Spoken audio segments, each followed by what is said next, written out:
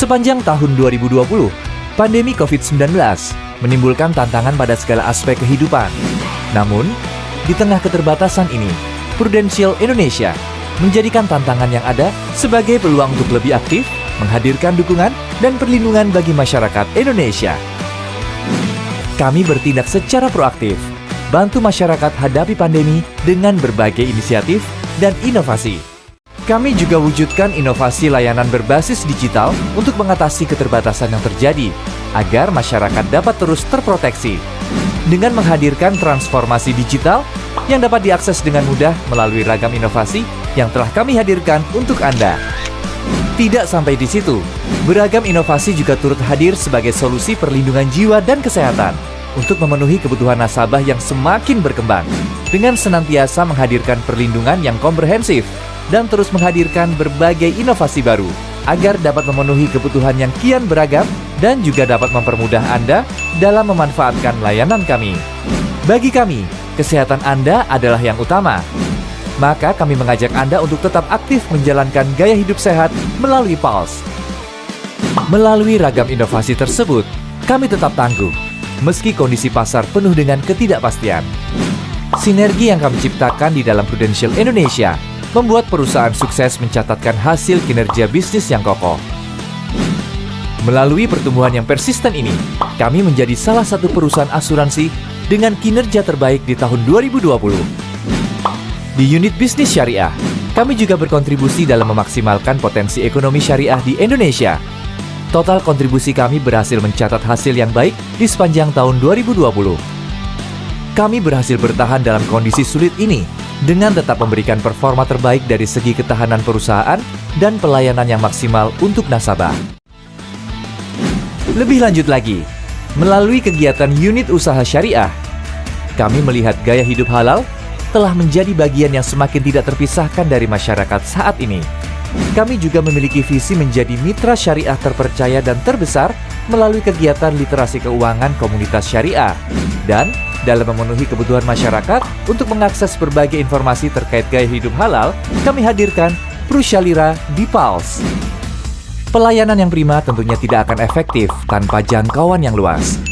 Maka kami berupaya untuk selalu lebih dekat dengan Anda, dengan terus memperluas jangkauan pelayanan dan menyediakan berbagai jaringan pemasaran melalui perbankan, serta bermitra dengan banyak jaringan rumah sakit ternama di dalam dan luar negeri untuk memberikan kenyamanan rawat inap bagi nasabah.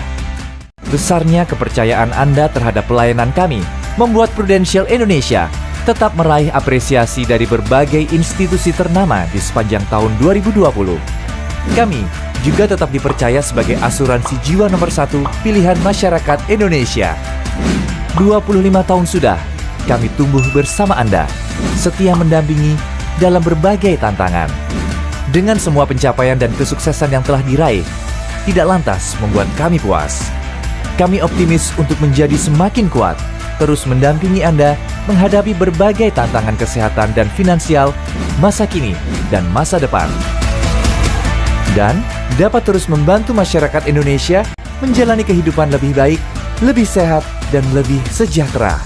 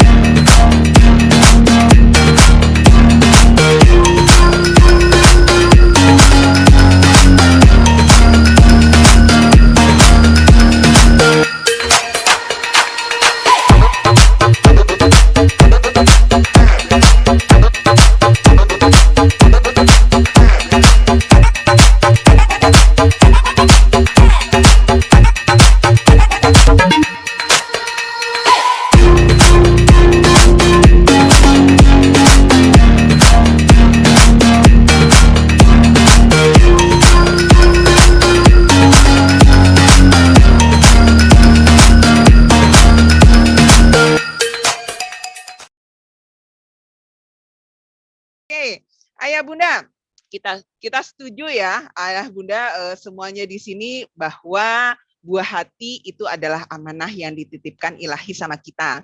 Di mana orang tua ini memiliki sebuah kewajiban untuk mengantarkan buah hati kita sampai mandiri ya. Dan untuk itu perlu banget, setuju ya, pasti setuju ya Bunda ya, bahwa anak tidak bisa memilih siapa orang tuanya. Ya, kalau boleh memilih pasti maunya memilih ayah bunda yang benar-benar bisa menggaransi tumbuh kembang dan bagaimana perkembangan masa depannya untuk buah hati tercinta. Ya, nah untuk itu saya yakin ayah bunda yang ada di webinar ini adalah orang tua hebat karena mau menyisihkan waktu luangnya ya yang mungkin nggak banyak ya untuk hadir di sini untuk bisa memberikan yang terbaik ya. Oke, ayah bunda, kita langsung saja nanti setelah ini kita akan mendengarkan pemaparan Dr. Arif Budiman, spesialis anak konsultan neonatologi dari Rumah Sakit EMC Alam Sutra. Tapi sebelum itu, yuk sama-sama kita saksikan video berikut ini. Silahkan.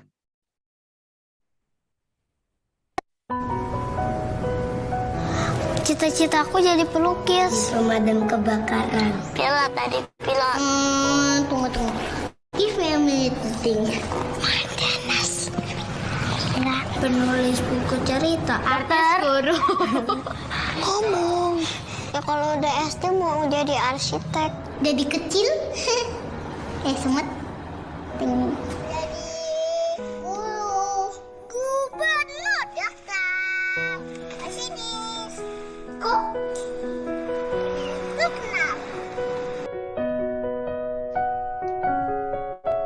Oke, ayah bunda, mari sempurnakan tumbuh kembang anak kita semuanya dengan peluh cerah ya. Untuk itu kita langsung saja ayah bunda mendengarkan pemaparan Dr. Arif Budiman, spesialis anak konsultan neonatologi dari Rumah Sakit EMC Alam Sutra. Waktu dan tempat kami persilahkan. Silahkan dok. Terima kasih Bu Saras. Sama-sama. Suara saya jelas ya? Sangat jelas ya. Baik. Dan aura kasihnya juga jelas nih dok sebagai dokter spesialis anak. Beda ya Bu Saras ya? Kalau Beda, betul. bawahnya kanak-kanakan ya? Betul, biasa ngepong. Baik ya. Terima kasih Bu Saras atas perkenalan dan juga kesempatan dari Rumah Sakit IMC Alam Sutra. Saya senang sekali bisa bertemu dengan ayah bunda sekalian ya. Ini panggilannya siapa nih? Ayah bunda atau moms and dad ya? Kalau sekarang Mak Babe, moms and dad ya. Oh iya. Oke, jadi kita akan diskusi ya mengenai bagaimana tumbuh kembang anak, tapi seperti yang sampaikan Bu Saras tadi, kita santai saja ya, santai saja supaya memang kita bisa lebih nyaman gitu ya untuk sama-sama menyimak dan juga berdiskusi mengenai tumbuh kembang anak ini. Baik, saya mohon izin share screen ya, Silakan, Bu. silakan dok.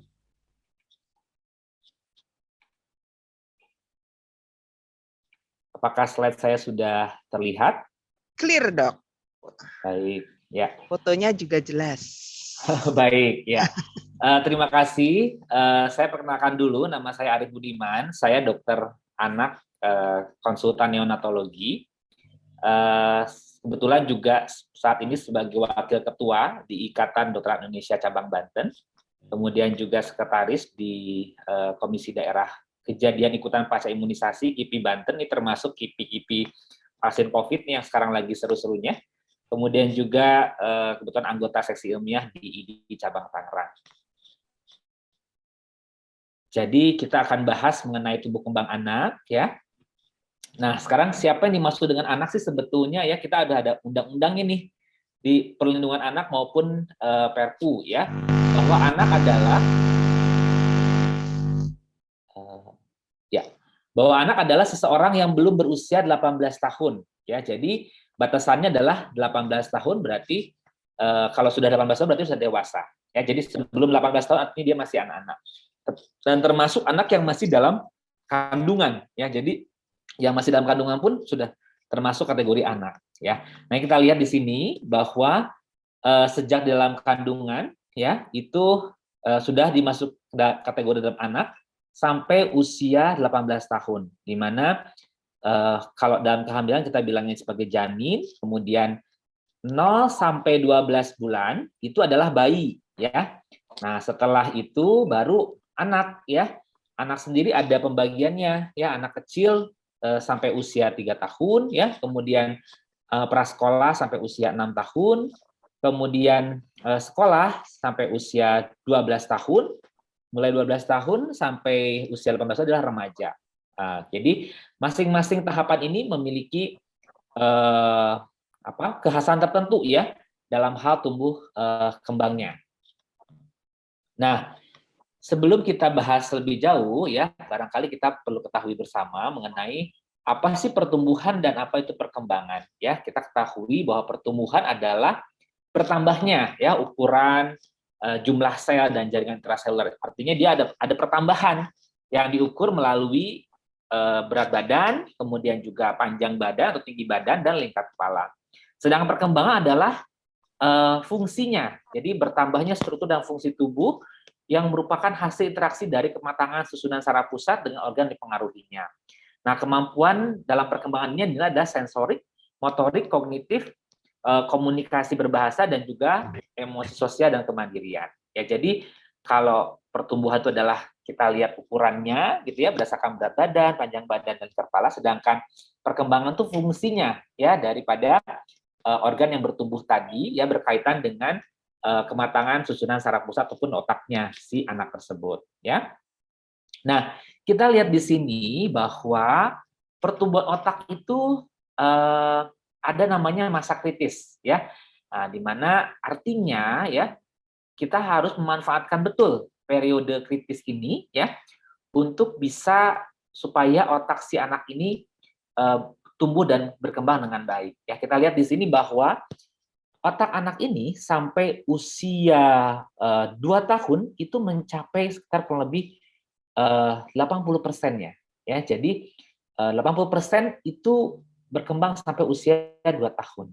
Oleh karena itu kita mengenal namanya istilah hari pertama 1000 hari pertama kehidupan, ya. Jadi dari sejak di dalam rahim sampai dengan usia 2 tahun itu ada 1000 hari hitungannya, ya.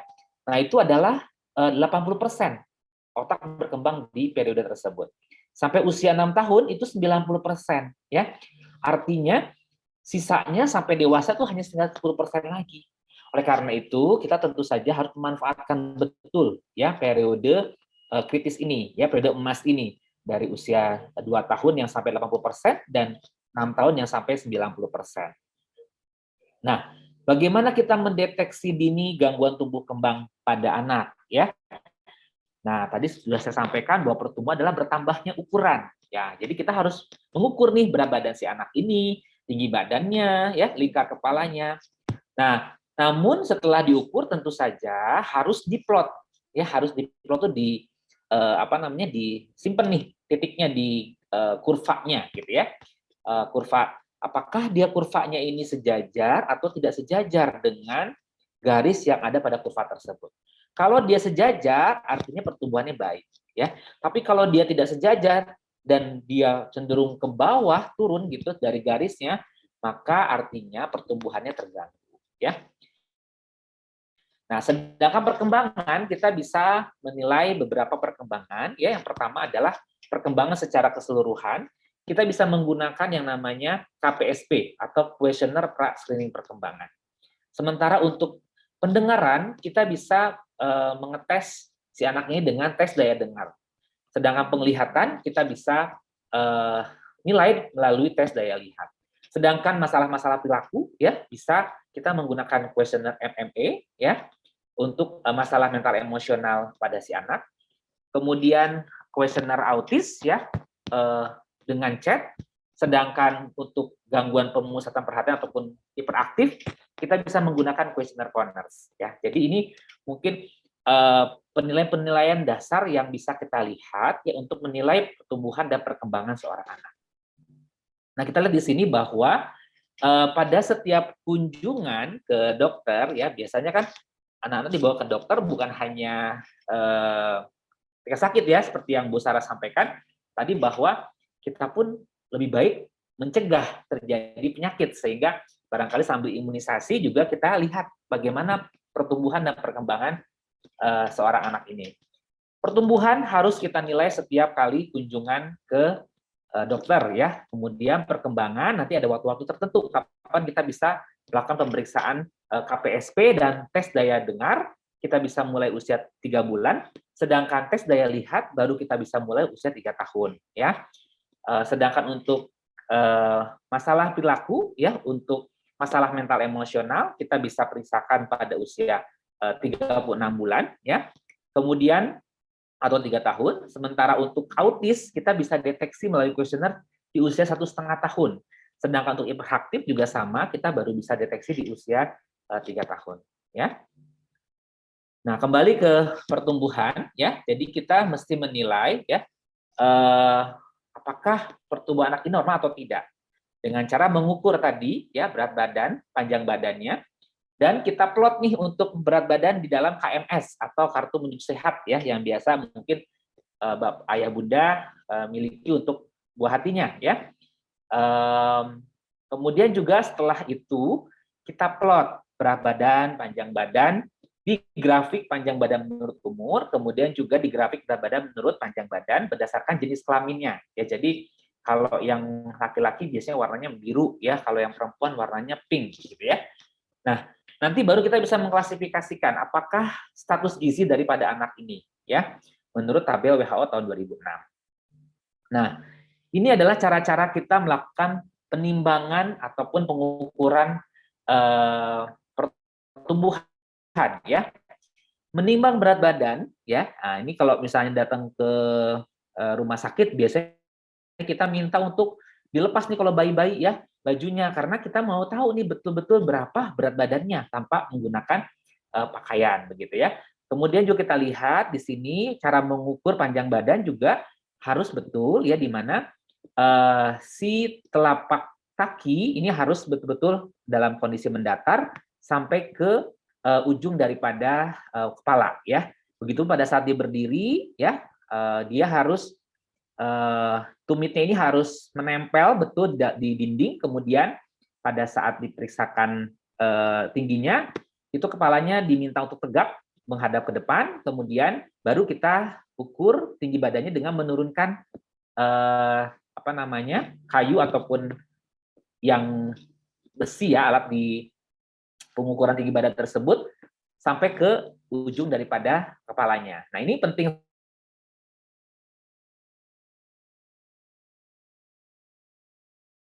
karena nanti akan menentukan apakah berat badan dan juga apakah dia status gizinya baik atau tidak begitu ya.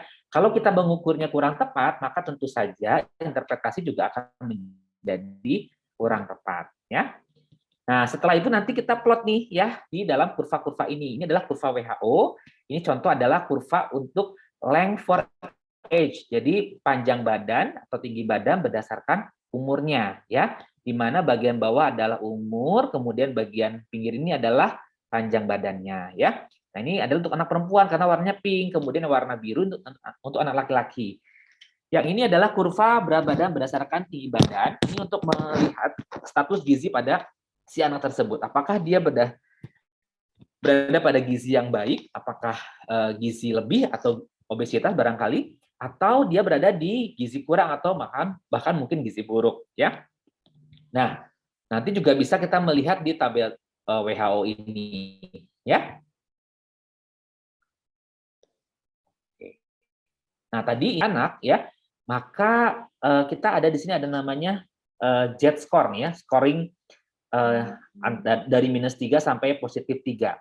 Kalau dia berada di antara -2 sampai +2 ya, berarti dia termasuk dalam gizi baik ya. Kalau misalnya dia berada di bawah -2 dan -3 berarti dia gizi kurang ya.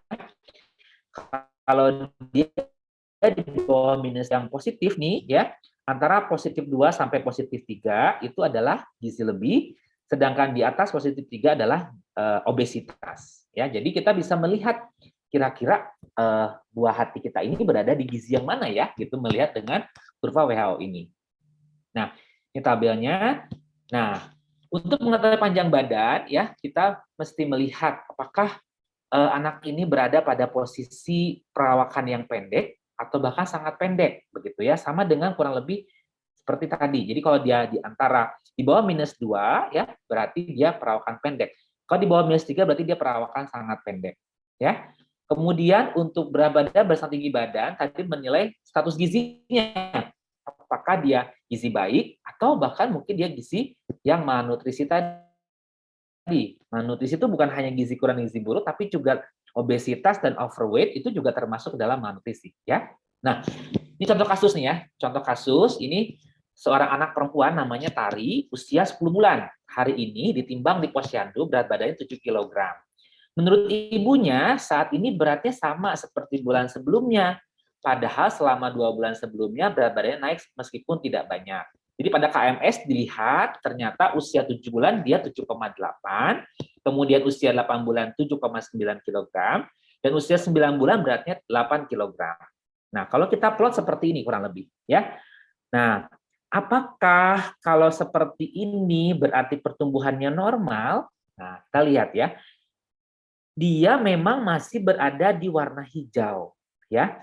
Tetapi dia mulai kalau kita lihat garisnya, dia menuju ke bawah terus nih. Nah, artinya ini pertumbuhannya ada sesuatu, ya.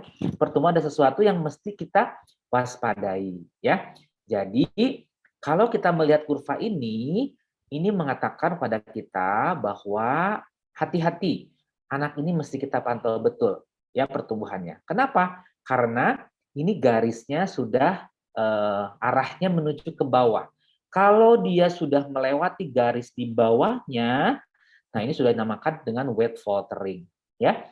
Dan sampai ke kalau dia sudah melewati 2 garis di bawahnya, ya, misalnya di sini gitu ya, maka dia sudah dikatakan sebagai gagal tumbuh. Artinya dia mengalami gangguan pertumbuhan yang harus kita segera perbaiki begitu. Nah, tentu saja kita tidak mau sampai wet faltering dulu baru kita bisa deteksi. Jadi kalau misalnya kita sudah mendeteksi seperti ini, maka kita harus cari tahu kira-kira ada masalah apa sama anak ini, ya. Nah, sebelum kita memplot, kita juga harus cross check gitu ya. Karena kan berat badan sebelumnya dia 8 kilo, kok sekarang beneran 7 kilo atau enggak ya gitu.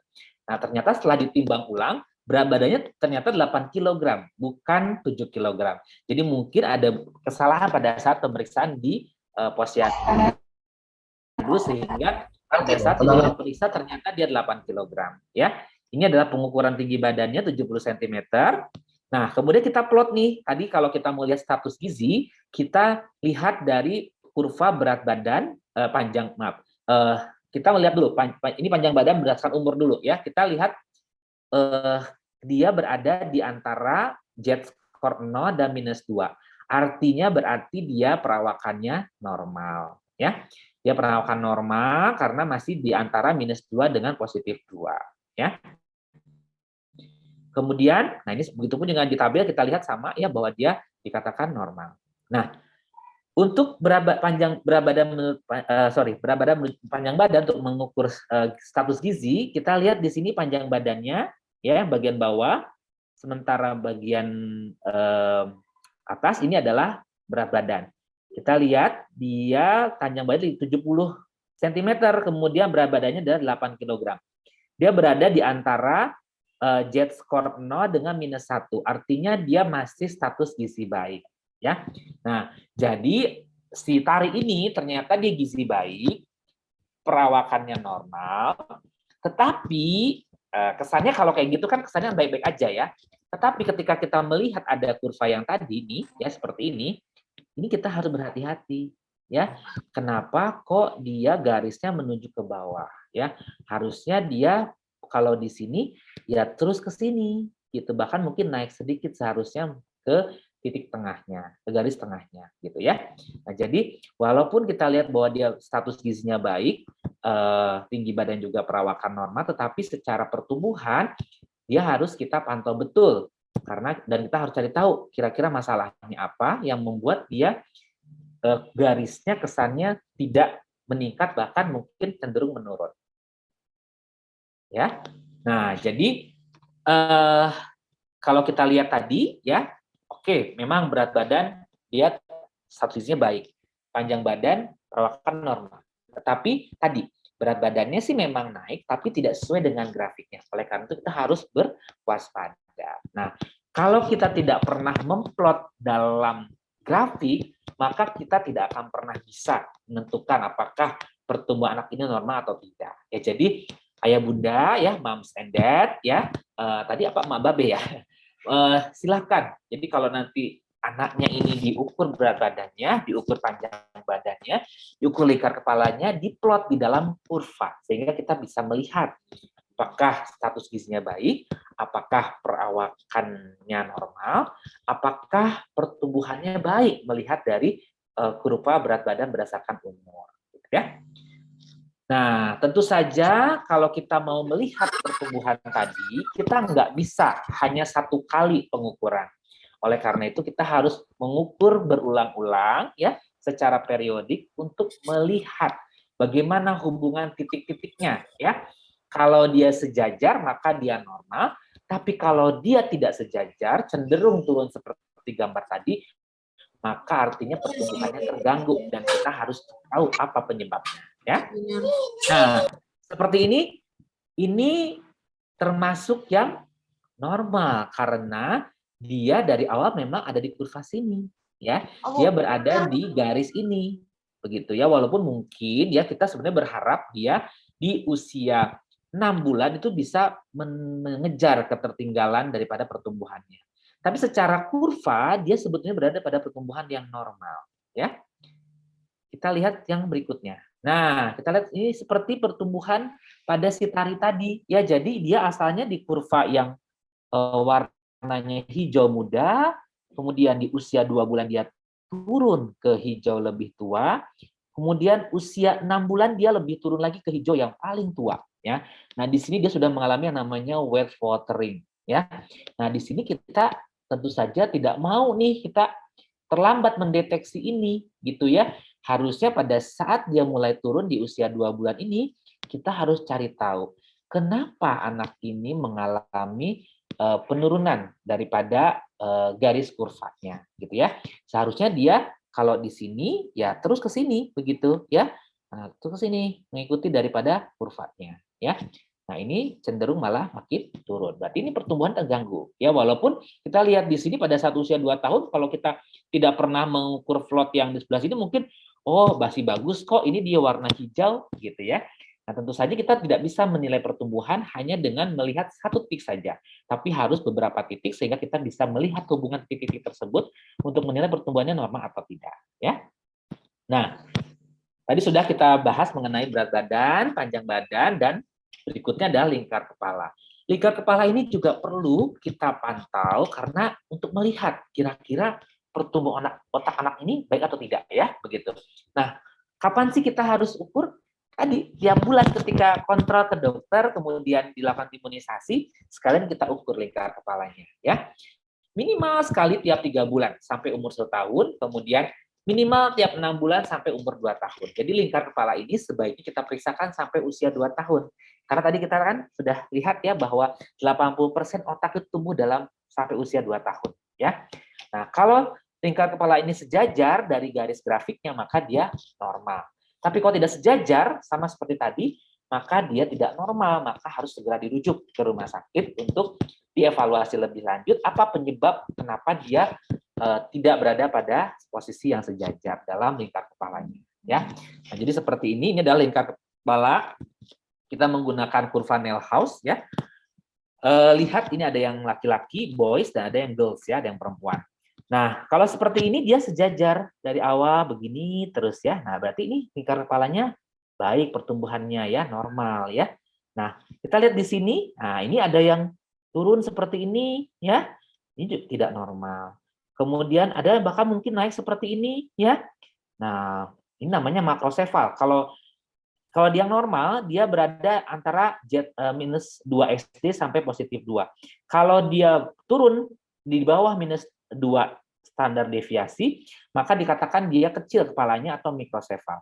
Sedangkan Mikrosefal artinya berarti pertumbuhan otaknya tidak juga terganggu, ya, tidak optimal.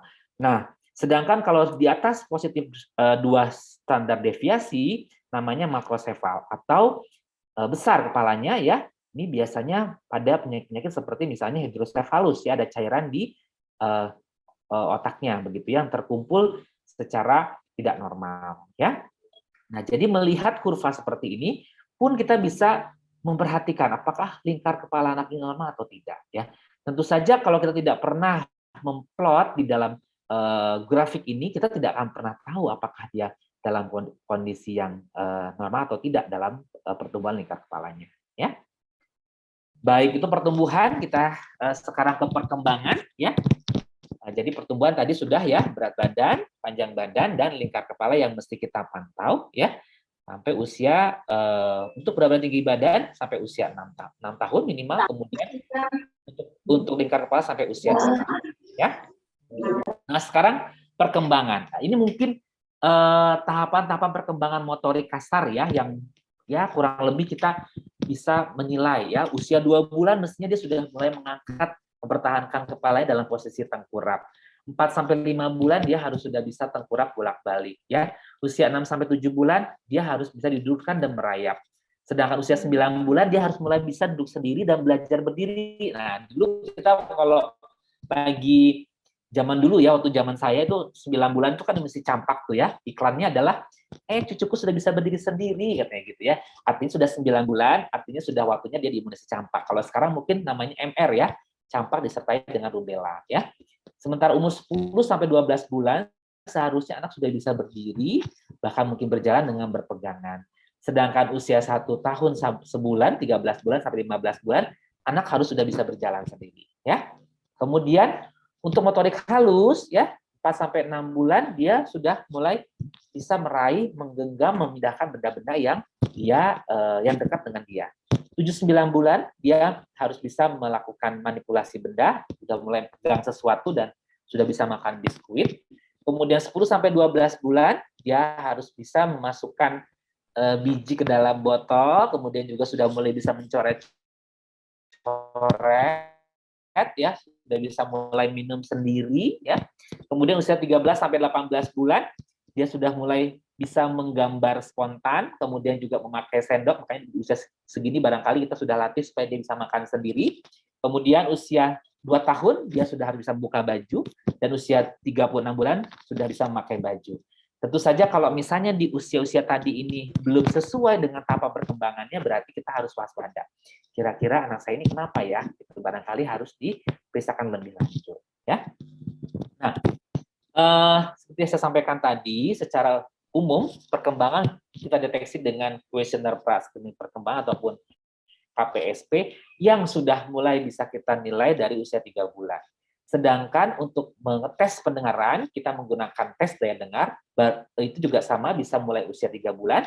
Sedangkan untuk tes daya lihat, kita baru bisa mengerjakan usia 3 tahun, karena anaknya harus sudah mulai kooperatif, bisa menunjukkan huruf yang tertera pada papan, ya. Sedangkan untuk keluhan-keluhan seperti ada gangguan perilaku yang berhubungan dengan masalah mental emosional, atau autis, atau hiperaktif, itu tergantung. Kalau memang ada keluhan ke arah sana, maka kita bisa lakukan deteksi, ya, di mana untuk masalah mental emosional dan juga hiperaktif baru bisa kita deteksi biasanya di usia 3 tahun, sedangkan untuk autis sudah bisa kita deteksi dengan menggunakan kuesioner ini mulai usia 1,5 tahun, ya. Nah, kita bahas satu-satu, ya. Yang pertama adalah KPSP atau kuesioner pra-screening perkembangan. Ada 9-10 pertanyaan yang sederhana dijawab oleh orang tua, ya. Ini adalah alatnya nggak terlalu rumit, ya. Kalau kita melakukan juga di ruang praktek biasanya tidak banyak, kurang lebih seperti ini, ya. Kemudian nanti kita lihat nih contohnya ini, ya, pada untuk anak umur 3 bulan, ya. Nah, nanti jawabannya tinggal jawab ya dan tidak saja, ya. Misalnya, apakah bayi Anda sudah mulai bisa mengeluarkan suara-suara atau ngoceh di samping menangis? Kalau jawabannya memang iya, ya udah berarti kita jawabnya iya. Kalau memang belum, berarti jawabannya tidak, ya. Nah, jadi ada 9-10 pertanyaan nih pada KPSP ini, ya, untuk masing-masing usia. Nah, ini contoh pada usia 21 bulan ya. Juga ada 10 pertanyaan. Jawabannya iya dan tidak saja. Begitupun juga umur 36 bulan, jawabannya iya dan tidak saja. Nanti interpretasinya, kalau jawaban iya-nya ini 9 sampai 10, berarti anak ini berada pada posisi yang sesuai ya dengan perkembangannya. Ketika jumlahnya iya-nya ini hanya 7 sampai 8, berarti dia pada posisi meragukan ya. Artinya anak ini harus kita pantau lagi ya. Minimal 2 minggu harus kita nilai lagi. Kalau menetap di angka tersebut, maka kita harus lebih lanjut mencari tahu ya ada masalah perkembangan apa lagi dan apa penyebab dari permasalahan perkembangannya tadi. Kalau misalkan jawabannya iya ini jawabannya kurang sama dengan 6, berarti ini sudah ada penyimpangan. Hati-hati. Kalau ini sudah harus langsung dirujuk ke rumah sakit ya untuk dievaluasi lebih lanjut apa penyebab daripada perkembangannya dan apa barangkali yang bisa kita lakukan atau intervensi untuk mengatasi gangguan perkembangannya tadi ya. Nah, jelas ya tadi ya KPSP mudah sekali, jawaban kita hanya iya dan tidak saja. Normalnya adalah kalau nilainya 9 sampai 10. Di bawah itu kita harus mulai waspada ya. Kemudian tes daya dengar tadi sudah saya sampaikan, ini bisa mulai usia 3 bulan ya. Nah, umur kurang dari 24 bulan bisa dijawab oleh ibu atau pengasuhnya, tapi kalau usia lebih dari 1 tahun, maka bisa melalui perintah melalui ibu atau pengasuhnya agar dikerjakan oleh anak. Jadi anaknya diminta untuk mengerjakan sendiri ya atau melakukan sendiri untuk melihat mengetahui daya dengar ini normal atau tidak ya. Peralatannya juga sangat sederhana ya.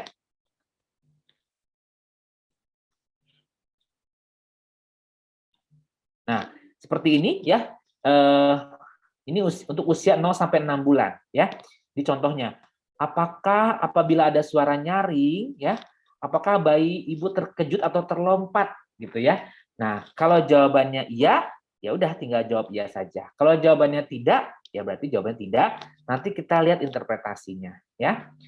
Kalau jawabannya ini jawabannya dalam 1 bulan terakhir ya, bagaimana dia bisa sesuai dengan pertanyaan yang kita sampaikan ya.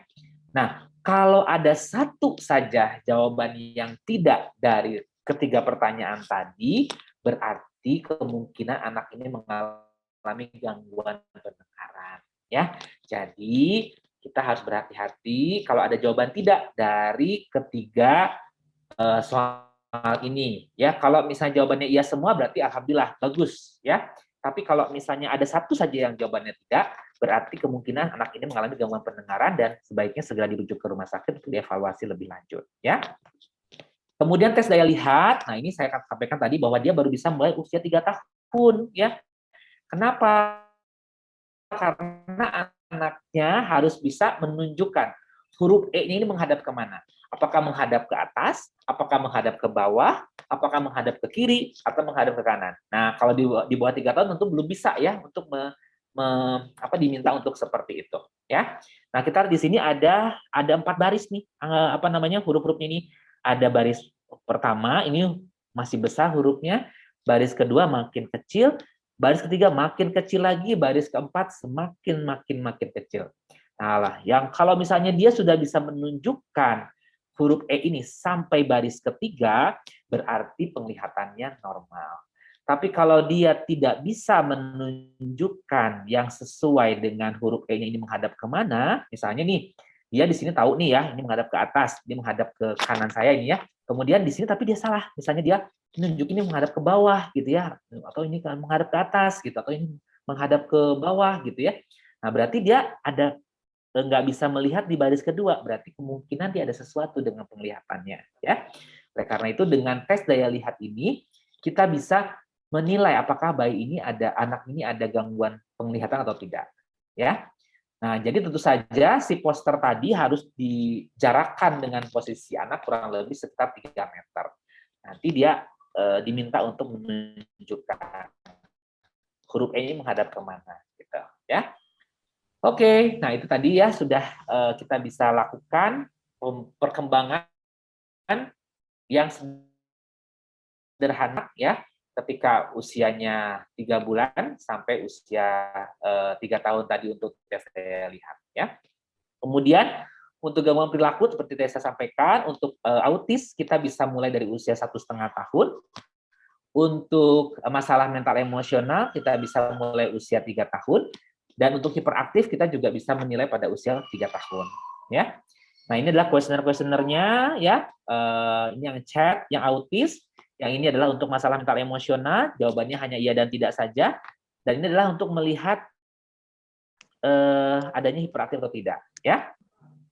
Oke. Jadi bila tidak ada penyimpangan, maka lanjutkanlah pemenuhan kebutuhan anak ini, ya. Tentu saja harus kita pantau secara berkala. Bila ditemukan penyimpangan, maka intervensilah secara segera, ya, untuk bisa memperbaiki gangguan pertumbuhan atau perkembangan yang sudah terjadi, ya. Nah, ini contoh ya, ada anak ya, usianya laki-laki, usianya 9 bulan, dia sudah bisa tengkurap bolak-balik, didudukan bisa, tapi kepalanya belum tegak, berdiri, tapi merambat belum bisa, mengoceh juga belum bisa, tepuk tangan belum bisa, makan biskuit sendiri juga belum bisa. Kira-kira anak ini normal nggak ya perkembangannya? Ya, kita lihat di sini bahwa usia 9 bulan, mestinya dia sudah bisa duduk sendiri, belajar berdiri sendiri, dan juga merangkak. Si bayi ini baru bisa didudukan, artinya dia seperti anak usia 6-7 bulan. Ya. Artinya kalau melihat seperti ini, artinya berarti dia ada keterlambatan dalam perkembangan. Ya, maka anak ini harus kita rujuk ya ke dokter, nanti di rumah sakit akan kita lihat ya perkembangannya secara lebih terperinci lagi menggunakan alat deteksi namanya Denver 2. Ya, kita bisa menilai bagaimana perkembangan motorik kasarnya, bagaimana perkembangan bahasanya, bagaimana perkembangan motorik halus dan adaptifnya, dan juga bagaimana perkembangan personal sosialnya. Nah, nanti seharusnya kalau misalnya dia itu sesuai dengan usianya, dia harus bisa mengikuti batasan-batasan yang dibuat pada alat pendeteksi perkembangan ini yang namanya Denver 2 ini. Ya, jadi ketika kita melihat seperti tadi, ya kita tinggal aja kira-kira sesuai nggak nih untuk usianya. Kalau tidak, maka sebaiknya segera dibawa ke rumah sakit dan kita akan deteksi melalui Denver 2 ini. Ya. Nah, intinya adalah anak itu memiliki kebutuhan asuh, ASI, dan asah ya untuk bisa dia tumbuh kembang dan berkualitas hidupnya secara optimal ya untuk mendukung ya SDM unggul industri 5.0 ya. Nah, kebutuhan asuh itu apa? Kebutuhan fisik biomedis dibutuhkan oleh si anak. Kebutuhan ASI adalah kasih sayang dari kita, tentu saja dari orang tua, merupakan kasih sayang yang tidak bisa digantikan oleh siapapun gitu ya, tidak bisa digantikan oleh si mbaknya gitu ya, dan yang lainnya. Kemudian asah, stimulasi, rangsangan. Jadi anak ini juga butuh yang namanya stimulasi ataupun rangsangan untuk bisa mencapai perkembangan sesuai dengan usianya. Nah, ini semua tentu saja memerlukan dukungan dari seluruh keluarga ya. Tanpa dukungan keluarga tentu anak ini tidak akan mendapatkan kebutuhan dalam asuh, ASI, dan asahnya, sehingga tentu saja tumbuh kembangnya juga akan menjadi kurang optimal ya. Saya yakin kalau ayah bunda, moms and dad yang malam ini ikut dalam webinar ini luar biasa sekali ya, karena seharusnya mungkin beristirahat ya, sudah malam dan besok juga waktunya kita berlibur barangkali ya, tetapi masih menyempatkan waktu untuk bisa sama-sama berdiskusi mengenai tumbuh kembang anak ini ya. Nah, kami dari Ikatan Dokter Anak Indonesia, kami membuat suatu aplikasi namanya aplikasi Primaku. Nah, di aplikasi Primaku ini ayah bunda bisa melihat apakah anak saya ini sudah lengkap belum ya imunisasinya. Nah, tentu saja nanti bunda masukkan ya imunisasinya kapan saja, usia berapa dan sebagainya. Kemudian nanti juga bunda bisa melihat ya, bisa melihat apakah anak ini normal atau tidak perkembangannya dengan melihat KPSP yang ada dalam aplikasi ini ya. Nah, jadi nanti tinggal dipilih ini untuk KPSP umur berapa gitu. Nanti akan ada tinggal mengklik saja jawaban iya dan tidaknya. Kemudian juga selain itu ada artikel-artikel yang berisi mengenai kesehatan anak yang disampaikan oleh dokter-dokter anak, bahkan oleh guru-guru kami ya di di Fakultas Kedokteran yang ada program dokter spesialisnya. Ini tentu saja artikelnya pasti artikel yang benar ya, yang bukan artikel hoax ya, karena yang mengisi adalah dokter-dokter anak, bahkan guru-guru kami para dokter spesialis anak ya. Kemudian nah, sebagai kesimpulan, pemantauan pertumbuhan dan perkembangan pada anak ini sangat penting, terutama untuk anak hingga usia 6 tahun. Ya. Kemudian deteksi tumbuh kembang pada anak diperlukan untuk melakukan intervensi dini bila kita menemukan adanya gangguan. Ya. Anak memerlukan tadi asuh, ASI, dan asah melalui kebutuhan fisik biomedis, kasih sayang, dan stimulasi, terutama dari pihak keluarga. Baik, sekian. Terima kasih sharing dari saya. Semoga bermanfaat. Mohon maaf bila tidak berkenan. Wassalamualaikum warahmatullahi wabarakatuh. Selamat malam. Wow, waalaikumsalam warahmatullahi wabarakatuh. Luar biasa, Ayah Bunda, Masya Allah, mantep banget, komplit banget penjelasannya ya. Wah, saya sendiri jadi belajar lagi nih dok ya. Karena mungkin saya anak-anak saya sudah besar-besar gitu ya. Tapi siapa tahu persiapan untuk cucu ya dok ya. Ya, udah cucu. Ya. Emang udah siap. Jadi eyang-eyang ya. Jadi eyang, jadi omi. Eyang oma ya. Jadi oma. Iya teman Ayah Bunda, Masya Allah ya. Jadi teman-teman nih. Tapi nggak apa-apa lah ya. Jadi kita kan semakin dekat lagi rasanya. Ya. Betul ya. Masya Allah. Ayah Bunda, gini ya, dari sesi pemaparan tadi ya dari dokter kita yang luar biasa, Ayah Bunda dipersilahkan yang ingin mengajukan pertanyaan ya, boleh di chat atau nanti setelah itu mau langsung juga boleh ya.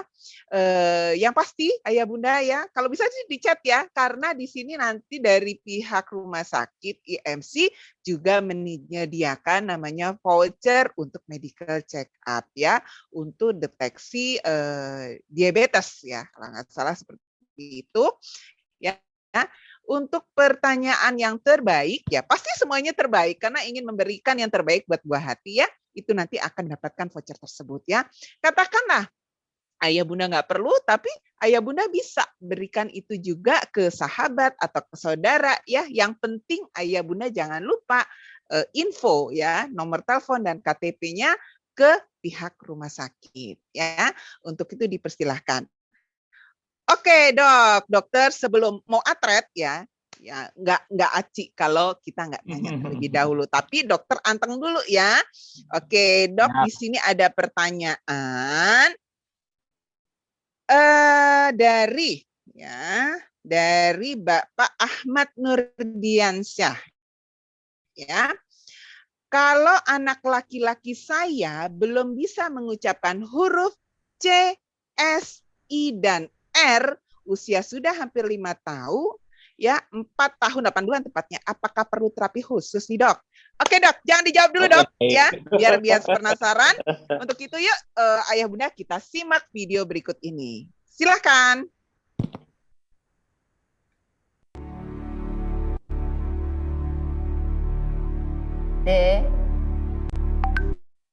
Sunisa, anakku. Bagaimana rasanya jadi orang tua? Kalau misalkan dulu aku tuh yang dipikirin kan cuman main, belajar gitu aja kan. Tapi kalau sekarang karena aku udah jadi orang tua, banyak yang aku pikirin. Kayak aku harus cari uang juga, terus aku juga harus ngurus anak, aku juga harus ngurus suami, dan aku juga bisa ngerasain apa yang papa sama mama rasain waktu itu gitu loh. Kalau dulu kita selalu nganggap mama tuh nyebelin banget tuh, suka ngomel-ngomel kita.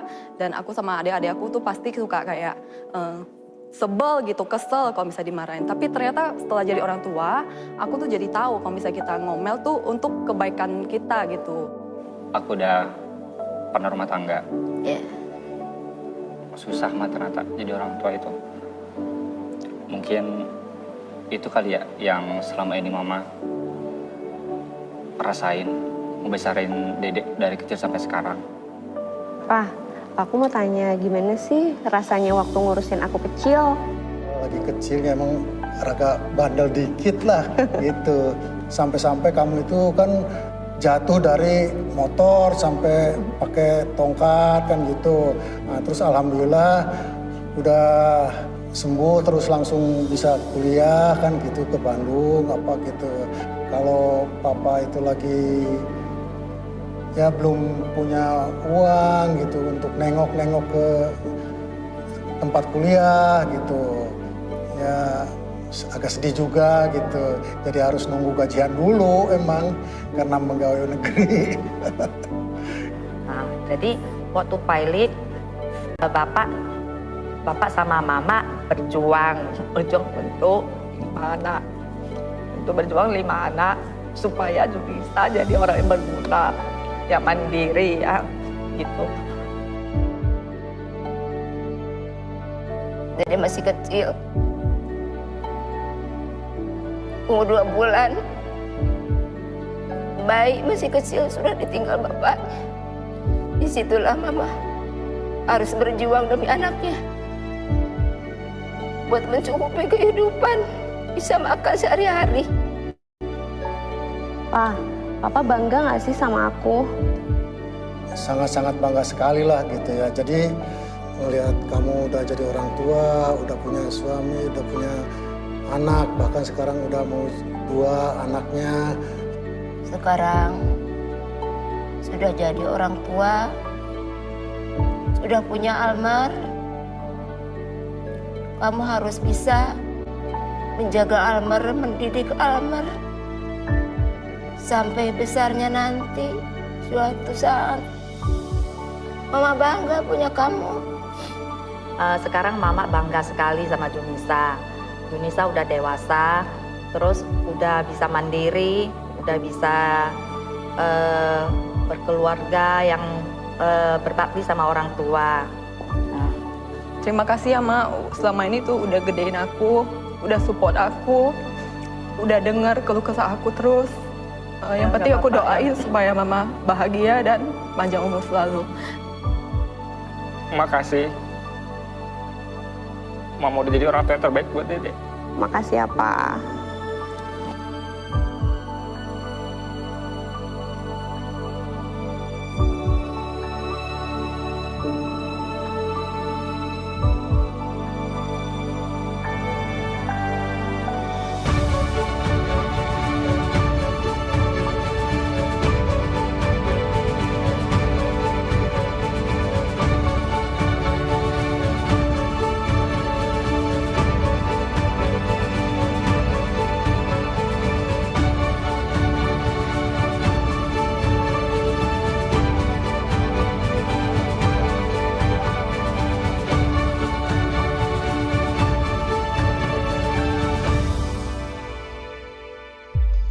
Iya, oke.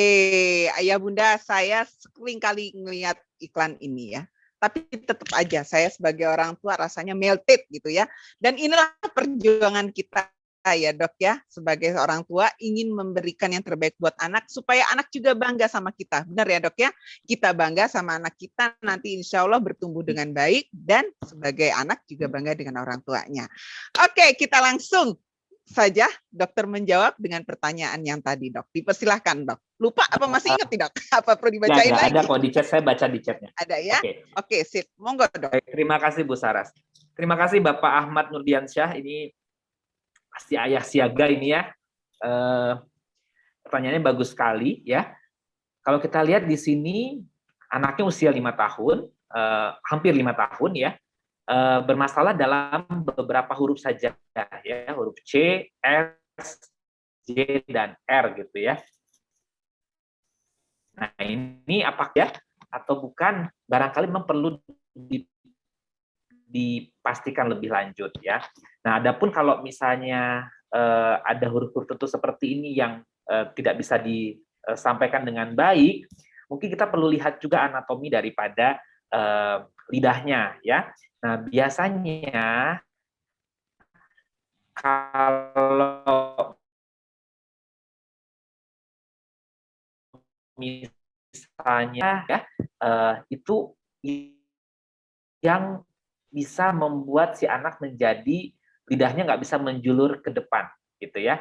Nah, itu namanya tongue tie, ya. Jadi mungkin mesti dilihat, ya dipastikan anatomi daripada garis yang ada di bawah lidahnya itu, ya. Kalau memang dia membuat si lidahnya pendek, nah barangkali kita mesti lihat apakah ini perlu nggak dilakukan tindakan dalam mengatasi si tongue tie-nya itu, gitu ya.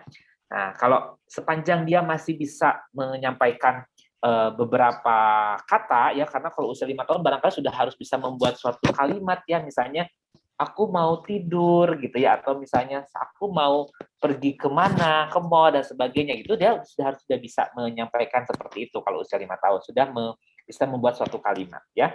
Jadi sepanjang dia bisa mengucapkan kalimat, barangkali perkembangan bahasanya sih dalam rentang yang normal, tetapi kita mesti pastikan apakah ada gangguan anatomi nggak yang mesti diperbaiki, gitu ya.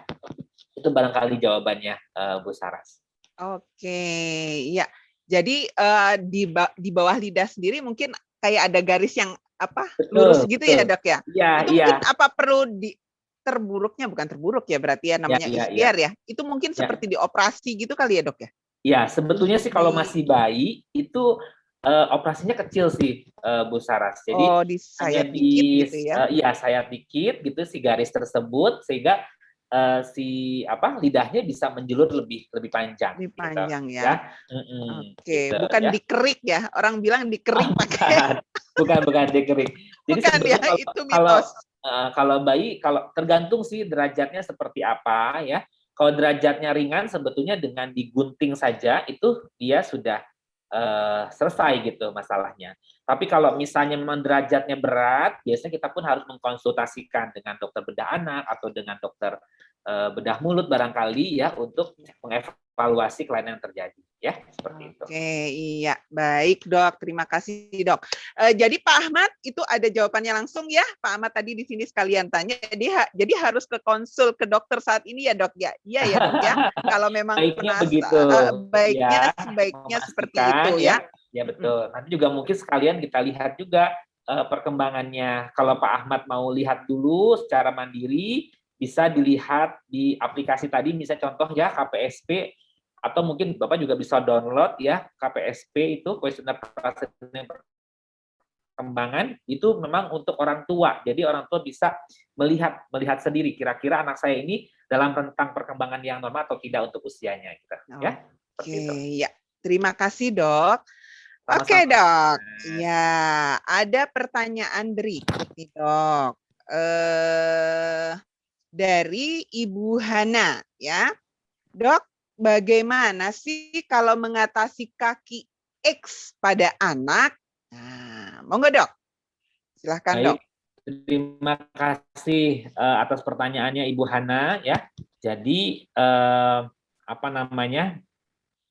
kaki X ini kan termasuk kelainan anatomi juga ya. Jadi kelainan yang terjadi memang sejak lahir seperti itu gitu ya. Nah, namun demikian ya, ini mesti dipastikan dulu ini kaki X yang memang termasuk patologis atau bukan.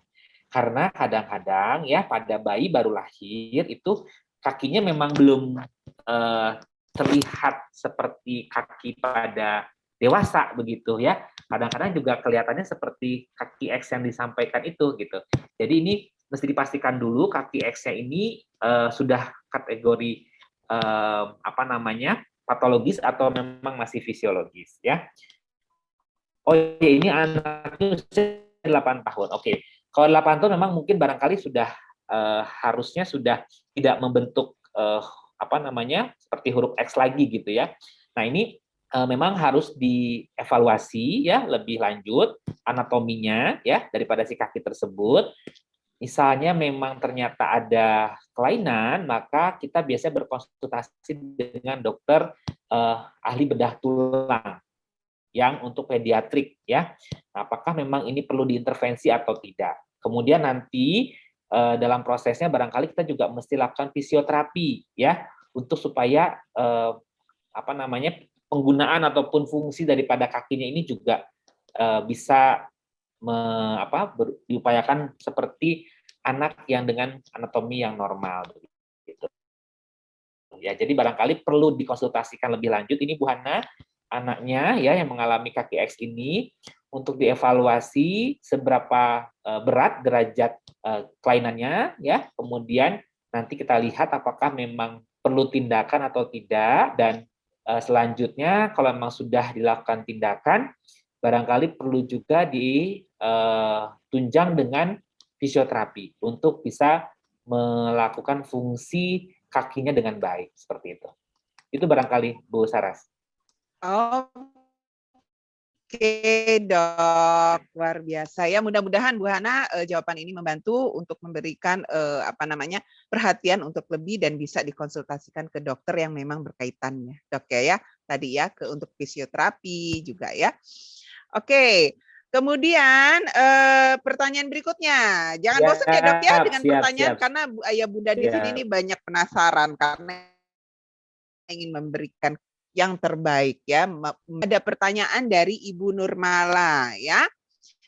Dok, bagaimana sih mengatasi speech delay pada anak usia cucu keponakan saya nih 4 tahun dok? Tapi jangan dijawab dulu dok ya. Yuk, biar refresh supaya dokter ini ibarat kata nafas dulu nih ya. Kalau perlu kasih kesempatan dokter buat minum dulu ya. Untuk itu yuk kita sama saksikan video berikut. Silahkan.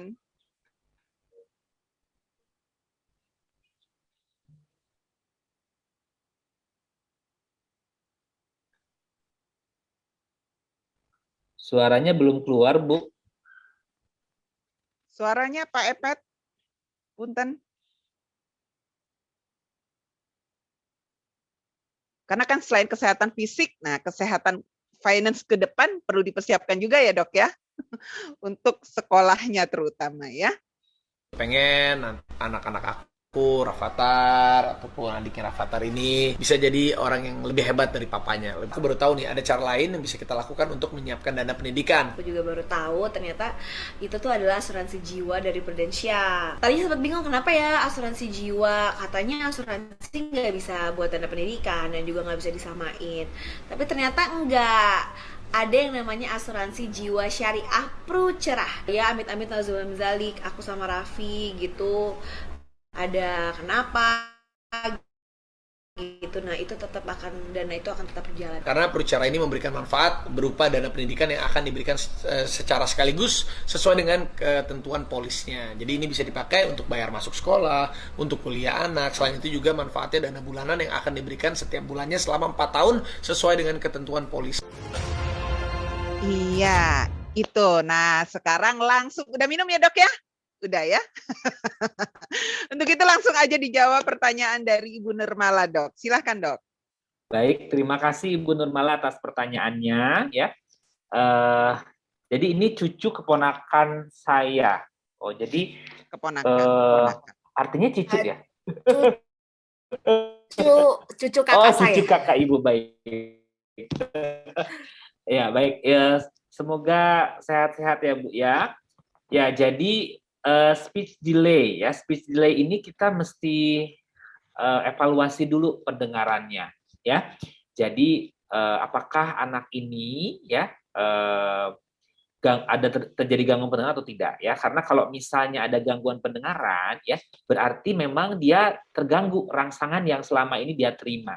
Sehingga dia sulit untuk mengungkapkan atau menyampaikan bahasa seperti orang lain, begitu.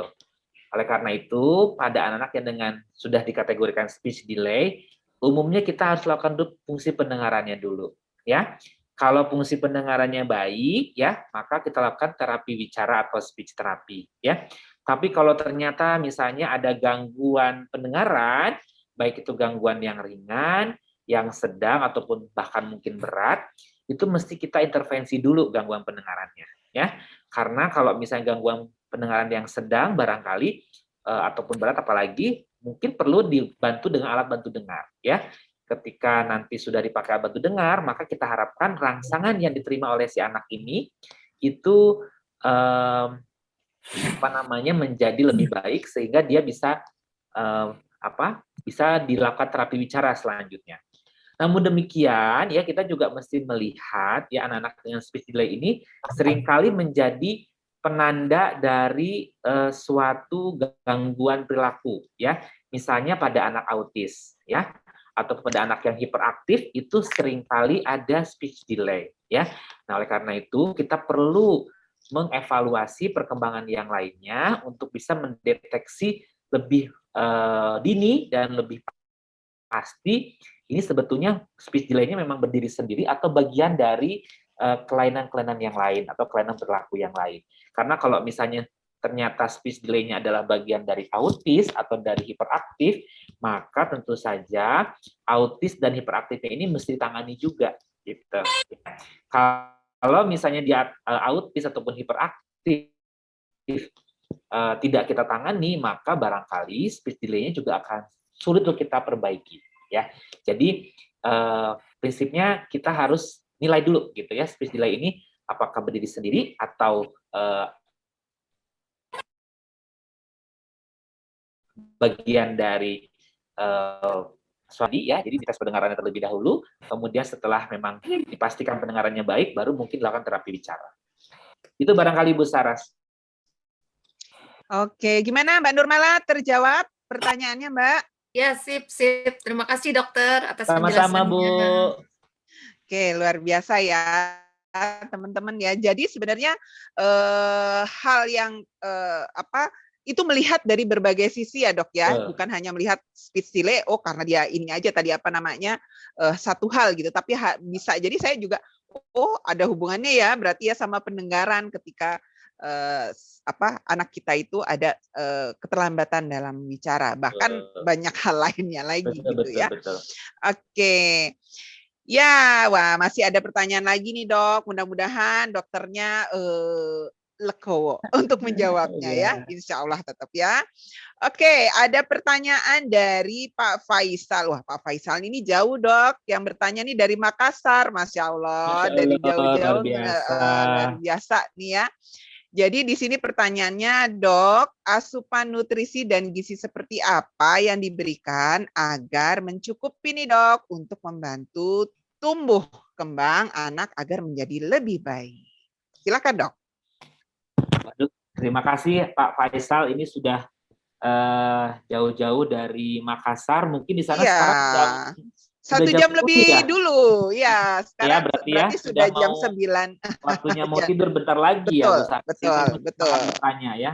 Iya baik. 1 jam bedanya ya Pak Faisal ya. Baik. Jadi nutrisi pada anak itu memang harus kita penuhi dengan tepat ya. Kemudian juga kita berikan sesuai dengan usianya ya. Jadi prinsipnya kita harus memberikan nutrisi yang tepat dan benar ya, kemudian juga pada waktunya ya. Jadi misalnya untuk usia 0 sampai 6 bulan ya, itu bayi itu ASI eksklusif gitu ya. Jadi nutrisi yang paling baik yang diterima oleh si bayi itu adalah ASI saja ya. Kemudian mulai usia 6 bulan kita mulai memberikan makanan pendamping ASI ya atau MPASI ya. Nah, ini pun bertahap MPASI-nya ya. Mungkin diawali dengan bubur susu dulu ya sampai sekitar usia 8 bulan barangkali. Kemudian usia 8 sampai 9 bulan kita mulai bubur saring gitu ya. Kemudian usia 9 bulan baru kita mulai bubur nasi ya. Kemudian usia sekitar 10 bulan kita mulai nasi tim ya. Kemudian usia 1 tahun baru kita mulai dengan makanan padat seperti orang dewasa ya. Nah, jadi tahapan-tahapan itu mesti diikuti terkait dengan kematangan daripada saluran pencernaan yang dimiliki oleh si anak ya. Jadi kalau misalnya usia di bawah 6 bulan sudah diberikan macam-macam ya, seperti misalnya makan pisang atau makanan-makanan lainnya barangkali yang sering dikasih oleh orang tua gitu ya, nanti itu akan mengakibatkan gangguan di saluran pencernaannya ya, bisa menimbulkan kelainan namanya invaginasi, di mana harus anaknya harus dioperasi dan sebagainya. Nah kemudian untuk mengetahui nutrisi yang baik untuk anak sesuai dengan usianya tadi, maka kita harus mengetahui berat badan idealnya, ya. Berat badan ideal berdasarkan tinggi badan. Nah, nanti tadi berdasarkan pengukuran berat badan, tinggi badan, ya, maka kita bisa menentukan nih si anak ini berat badan idealnya berapa berdasarkan tinggi badannya, gitu ya. Dan nanti kita menghitung kalorinya berdasarkan berapa ideal. Tapi baru setelah dilakukan perhitungan, maka kita evaluasi kira-kira apa saja yang dibutuhkan oleh si anak ini, ya, berapa kalori yang dibutuhkannya, gitu ya. Nah, secara garis besar, mulai usia 2 tahun, ya, itu kan ASI bisa diberikan sampai usia 2 tahun, ya. Setelah usia 2 tahun, itu makanan yang paling utama itu adalah makan padatnya dia, ya, makan padatnya dia. Sedangkan susu itu sudah tinggal melengkapi. Makanya dulu kalau kita mengenal istilah 4 sehat 5 sempurna gitu. Ya, setelah usia 2 tahun. Ya, jadi yang paling penting adalah makanan padatnya, ya. Jadi kalau sudah usia 1 tahun ke atas, ya, itu makanan padat sudah lebih harus mendominasi gitu ya daripada susunya. Karena memang kebutuhan daripada tubuhnya tidak cukup hanya dari ASI saja sampai usia 2 tahun tadi, tetapi harus diberikan juga makanan makanan yang pokoknya gitu ya.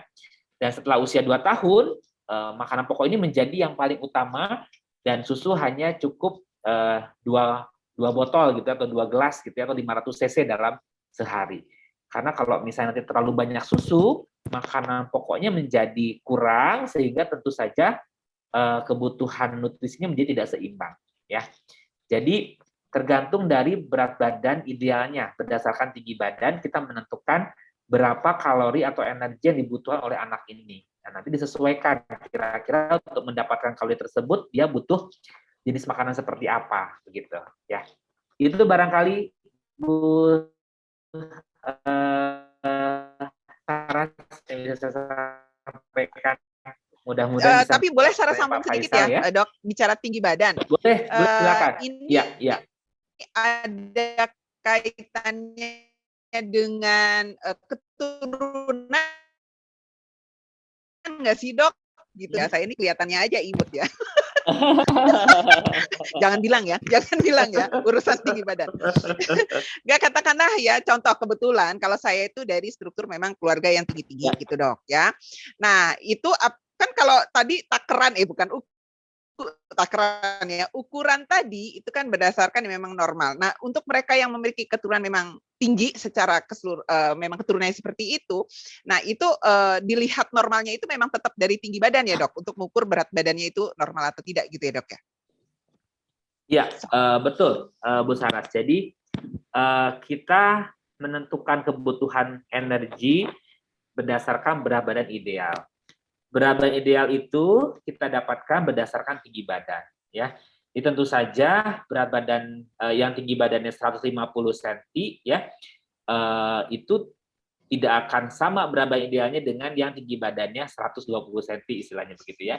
Jadi memang berdasarkan tinggi badan. Nah, adapun tadi yang Ibu katakan bahwa apakah ini terkait dengan familial gitu ya, stature gitu ya. Ya, memang ada namanya tinggi potensi genetik, ya. Nah, nanti itu ada rumusnya, ya. Tinggi potensi genetik untuk laki-laki itu sama untuk yang perempuan, ya. Nanti kita lihat dari kurva, ya. Kalau misalnya dia itu di antara potensi genetiknya, berarti dia masih dalam kategori normal.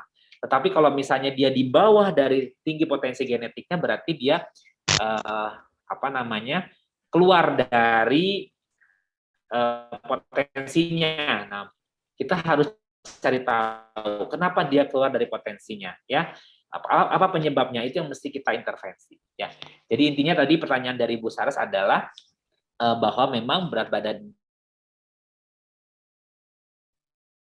itu kita kalau Bu Saras ini tinggi badannya tinggi-tinggi gitu, keluarganya itu berat badannya juga mungkin akan lebih tinggi ya dibandingkan dengan yang tinggi badannya lebih kecil daripada ibu. Soalnya sering dikatain nggak normal, Dok. Tapi kita terima dengan lapang dada. Tapi kalau lihat dari sini emang imut sih Bu, nggak kelihatan. Ya iya, apalagi kalau saya menjauh nih, kecil banget. Oke, teman-teman ya, relaksasi ya kita untuk bercanda ya. Oke, mudah-mudahan menjawab ya Pak Faisal ya. Oke, waduh Dok, fansnya dokter banyak nih, banyak yang bertanya juga nih. Nah, berikutnya dari Ibu Dahlia ya.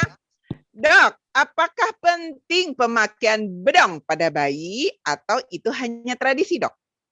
Baik. Dan satu lagi, bukan bedong, pusernya ya, ditempelin nih, ditempelin pakai koin. Nah, itu cara ditempelin. Gimana nih, Dok? Baik, jadi pemakaian bedong itu sebetulnya bukan suatu keharusan ya. Bahkan mungkin kita relatif tidak menganjurkan ya, maksudnya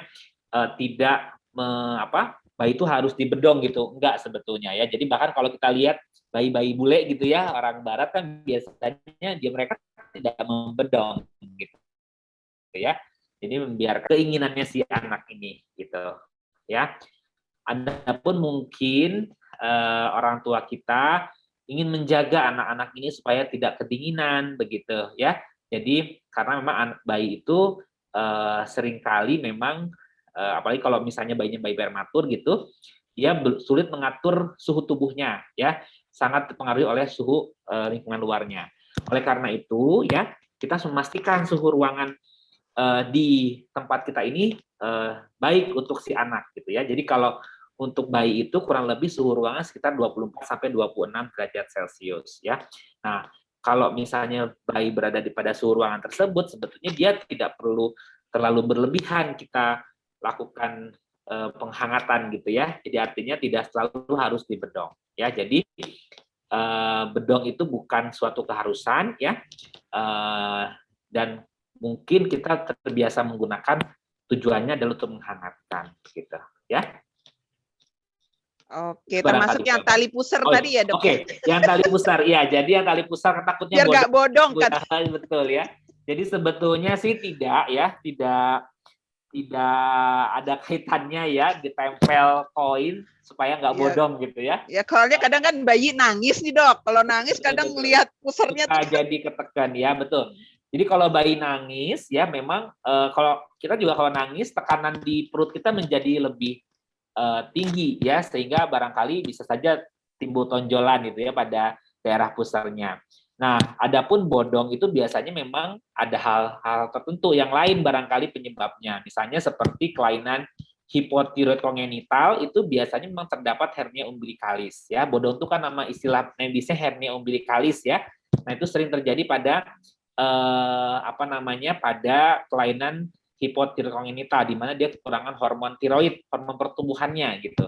Jadi tidak ada kaitannya sebetulnya koin yang ditempel di pusat dengan bodong gitu ya Bu ya. Seperti itu barangkali.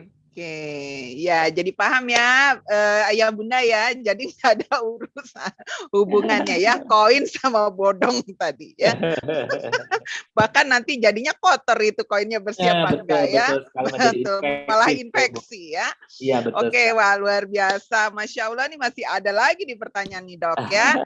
Oke, sebelum lanjut ke pertanyaan berikut, saya kasih kesempatan lagi untuk dokter. Silahkan menikmati air putih yang tersedia di sisi dokter ya. Untuk itu yuk kita simak sama-sama video berikut sebelum kita lanjut ke pertanyaan berikut.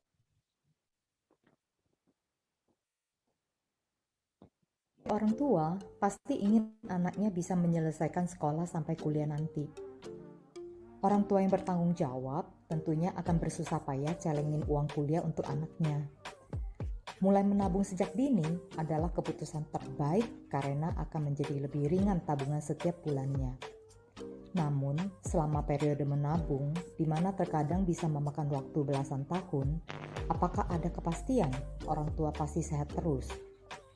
Bisakah kemungkinan orang tuanya sakit, cacat, ataupun meninggal, sehingga tidak mampu melanjutkan tabungan untuk Bagaimana jika ada tabungan seperti ini? Orang tua menabung sejak anak masih kecil hingga anak dewasa. Atau bisa juga memilih hanya menabung 5 tahun saja. Saat anak hendak kuliah, tersedia dana untuk penarikan tunai sekaligus, di mana dana ini ya. Setelah itu, setiap bulannya tersedia dana untuk penarikan berkala selama 4 tahun ke depan hingga anak lulus kuliah. Apa hebatnya tabungan ini? Bukankah saya menabung sendiri juga bisa? Ya, tentu bisa. Apabila kita bisa yakin pasti sehat terus. Namun, yang namanya resiko kehidupan bisa saja datang ke setiap orang. Di tengah masa menabung, orang tua bisa saja terjadi sakit kritis, saat tetap letak ataupun meninggal. Tentunya tabungan kita bisa stop saat itu juga. Nah, kalau tabungan ini bisa diteruskan secara otomatis loh, hingga periode menabung yang direncanakan selesai. Sehingga uang pangkal kuliah pasti tersedia, dan uang bulanannya pun juga pasti tersedia. Keren banget kan? Belum lagi ada bonus tambahan loh, berupa tambahan tunai berkala setiap akhir tahunnya, dan tambahan di manfaat akhir jika ada. Kalau anaknya meninggal dunia sebelum selesai menabung gimana? Tenang saja, seluruh tabungan yang pernah disetor akan dikembalikan plus nilai tunai yang terbentuk. Itulah perbedaan jika tabung sendiri, ibarat orang tua mau mengajak anaknya ke lantai 18 menggunakan tangga. Jika orang tuanya sehat-sehat terus, pastinya bisa mengantar anaknya sampai tujuan. Namun, jika tengah jalan orang tuanya sakit, cacat, ataupun meninggal, maka anaknya tidak mungkin mencapai lantai 18. Sedangkan menabung di Prucera, ibarat orang tua mau mengajak anaknya ke lantai 18 menggunakan lift. Waktu masuk lift, sudah pencet tombol 18. Jika tengah jalan orang tuanya sakit, cacat, atau meninggal, anaknya pasti tetap akan sampai di lantai 18. Prucera, wujudkan masa depan cerah buah hati dengan pendidikan tinggi.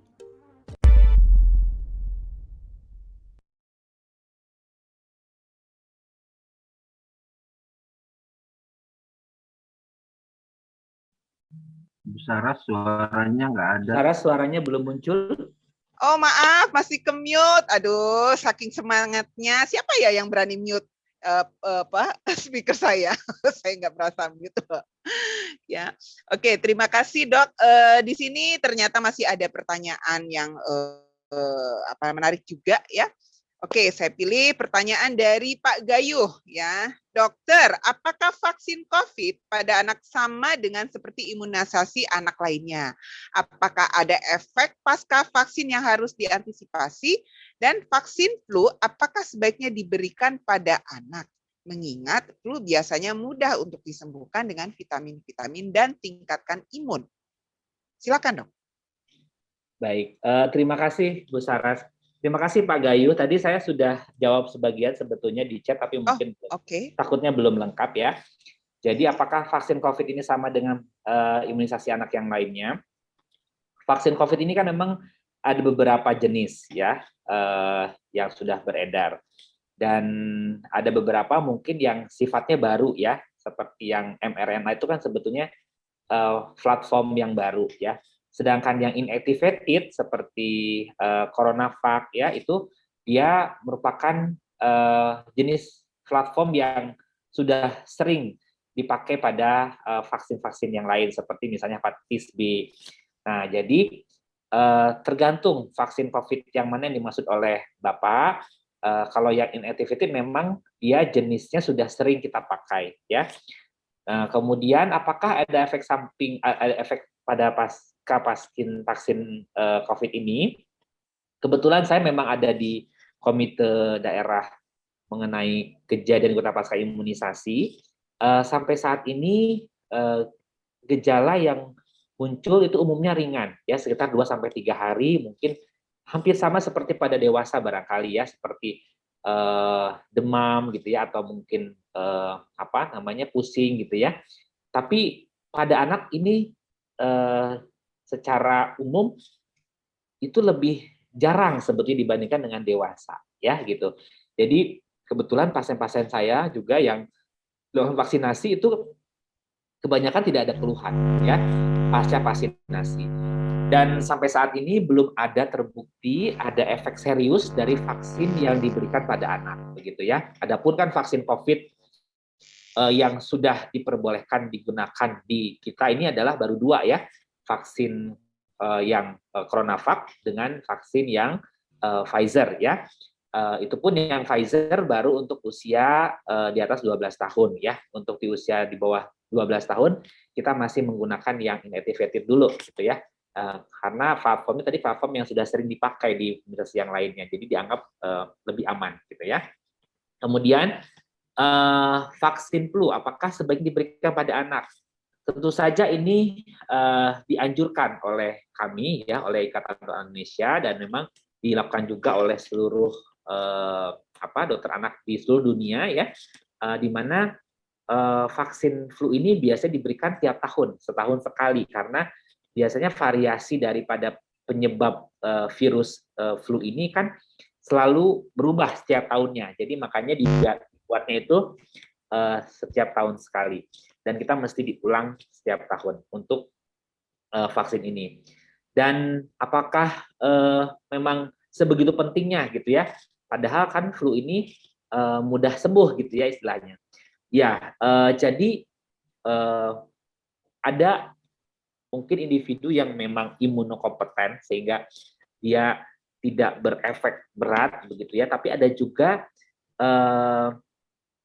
infeksi yang flu ini sebetulnya bisa menyebabkan infeksi yang berat gitu ya, atau yang serius. Oleh karena itu dan kita tidak pernah tahu kita termasuk golongan yang mana gitu, termasuk golongan yang memang cukup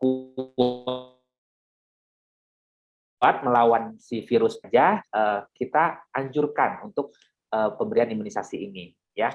Jadi intinya dari imunisasi kan sebetulnya adalah kita memberikan proteksi terhadap penyakit-penyakit tertentu yang bisa menimbulkan kegawat dauratan ataupun kefatalan kalau sampai terjadi infeksi tersebut. Sehingga walaupun flu ini barangkali secara umum lebih mudah disembuhkan gitu ya, atau self-limiting disease, tetapi pada individu tertentu dia bisa menjadi berat. Gitu. Itu barangkali Bu Saras bisa saya jawab. Iya, terjawab ya Pak Gayuh ya.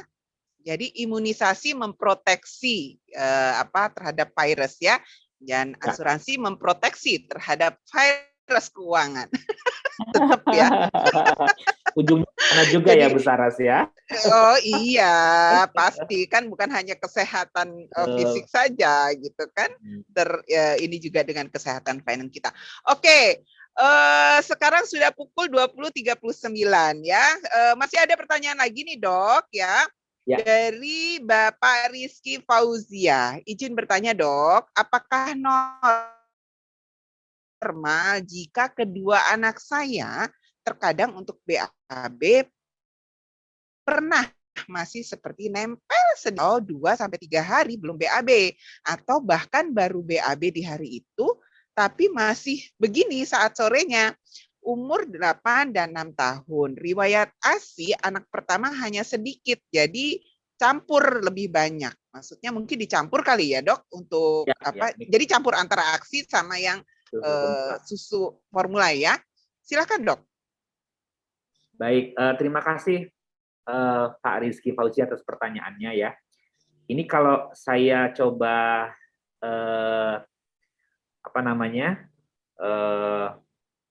ini kan pertanyaannya ya. Jadi dia itu anaknya umur 8 dan 6 tahun dan seringkali BAB-nya masih suka menempel di CD-nya gitu ya. Nah, pada anak-anak itu ya seringkali terjadi yang namanya konstipasi atau BAB-nya itu cenderung keras gitu ya. Nah, ini biasanya karena kurang konsumsi serat ya. Sehingga pada anak-anak ini memang harus dibiasakan untuk mengkonsumsi serat secara optimal begitu ya. Jadi di setiap makannya itu harusnya ada seratnya ya. Nah, ini seringkali kita apalagi mungkin kadang-kadang saya juga demikian ya pada anak-anak saya ya. karena barangkali untuk untuk kepraktisan gitu ya, pagi-pagi kalau sarapan kan sarapannya nugget, kemudian mungkin chicken wing gitu-gitu ya, jadi yang tinggal goreng segala macam udah gitu, tapi sayurnya lupa gitu untuk ditambahkan ya pada makanannya. Nah, jadi barangkali makanan-makanan yang fast food seperti itu mesti dinetralisir dengan juga sayuran yang cukup begitu ya. Nah, ini supaya menghindari yang namanya konstipasi tadi ya. Nah, selain sayuran yang mengandung banyak serat, juga barangkali kita juga harus berikan buah ya. Buah itu 2 kali sehari gitu ya, dalam sehari, dan buah dipilih yang banyak mengandung air ya. Jadi intinya adalah konsumsi banyak serat, baik dari sayuran buah-buahan dan juga minum yang cukup begitu ya, barangkali itu untuk mengatasi masalahnya ya. Adapun apakah ini terkait dengan susu formula, ya sebetulnya kalau sudah usia 6 sampai 8 tahun barangkali tidak terkait dengan susu formulanya ya. Namun demikian seperti yang saya sampaikan sebelumnya, bahwa sebetulnya susu formula untuk usia di atas 2 tahun itu tidak perlu berlebihan. Cukup 500 cc dalam 24 jam ya, itu sudah cukup untuk dia. Dan itu pun sebetulnya untuk istilahnya menambah gitu ya, menambah kalorinya gitu ya. Seharusnya dicukupi dengan makanan padatnya atau makanan pokoknya seperti itu. Itu mungkin Bu Saras. Iya, oke, baik Dok. Mudah-mudahan menjadi penjelasan yang clear ya, Mas Rizky ya. Tapi boleh Dok, saya bertanya nih, nyambung aja ya sebenarnya Ya, boleh. makanan. Jadi saya punya keponakan itu susah banget untuk makan nasi gitu ya Dok ya. Jadi dia justru lebih suka makannya tuh buah terus gitu Dok, untuk ini. Plus juga susu gitu ya. Ya kalau pas mau aja dia mau makan nasi, tapi kadang belum tentu sehari itu dia mau makan nasi. Jadi lebih prefer dia untuk buah gitu ya. Dan juga itu tadi susu gitu.